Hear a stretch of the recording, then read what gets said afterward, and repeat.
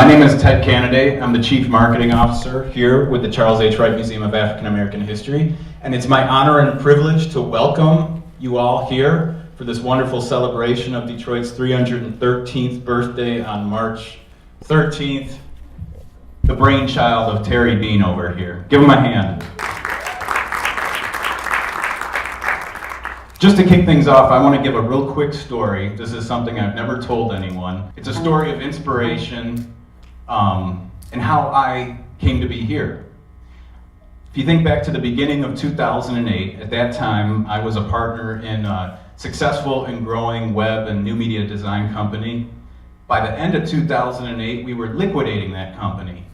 In fact, I remember, I'll never forget this, September 15th, I was being interviewed by Crane's Detroit Business for the 40 Under 40 award on the same day that I was laying off all my employees. So here I am going into, with a wife, a baby, and a bankruptcy, into 2009, the economic epicenter of suck, if you remember. And, but I survived, made it through. But at a certain point, there was a part of me that needed a change. And I had a dream one night. This is a true story, this dream.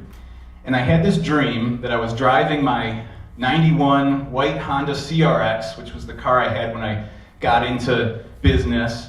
The hood would fly up, I had it bungeed down and everything.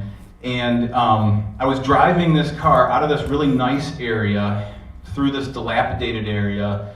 And I remember distinctly that to the left of me on the road was a business owned by Charlie Wahlberg.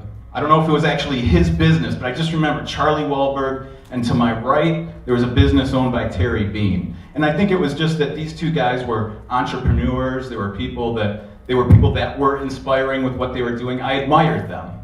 And the dream was bittersweet because I think I felt like I was leaving that place of entrepreneurship because I was getting a job.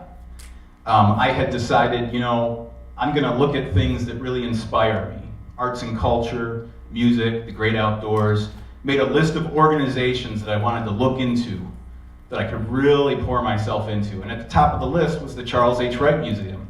I had had the privilege of performing here a number of times as a musician with Black Bottom Collective, also doing work through my company, web work for the museum. And it just so happened they had a position, had my first job interview in 8 some years, and lo and behold, there I was. Now fast forward 1 year to the fall of 2010, and a couple of months before that, Charlie gives me a call and says, hey, I'm putting on this TEDx event at the Detroit Film Theater this September. Do you have someone you want to nominate? And I immediately thought of a good friend, wonderful artist and educator, Jocelyn Rainey. She takes inner city kids across the world, exposes them to art in Egypt and Japan and Paris, France. Wonderful woman. And she got accepted, so she was going to speak and present at the TEDx conference at the Detroit Film Theater. And I got to introduce her, because I remember it was packed. And I was sitting in the front row off to the side just so I could get backstage to give my little introduction. And I believe it was Dale Earnhardt Jr. was performing. And I had this epiphany. I mean, this was real. This was like the sky starts glowing. I was inspired. Here I was representing a museum that is such an important part of our city, in the city where I was born and raised, about to go on stage and introduce someone that inspired me. And sitting to my left was Charlie Wahlberg, and sitting immediately to my right was Terry Bean. This is a true story.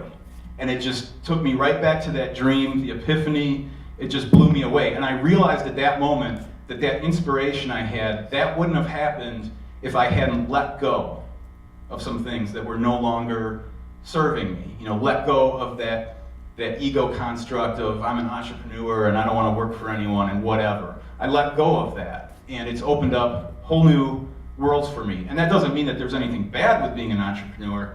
It's all about being true to yourself. So I hope that you are inspired by the people you'll hear today. I'm sure their stories are going to be much more inspirational than mine. And what I would ask, though, is that while you're here, take the time to walk around the museum, the Charles H. Wright Museum of African American History. This is the largest museum of its kind. We have our 50th anniversary next year, and if there's one thing you see today, if you can make the time for it, it's And Still We Rise, our core exhibition, which attracts hundreds of thousands of people a year. And with that, I want to welcome to the stage Terry Bean, and once again, welcome all of you.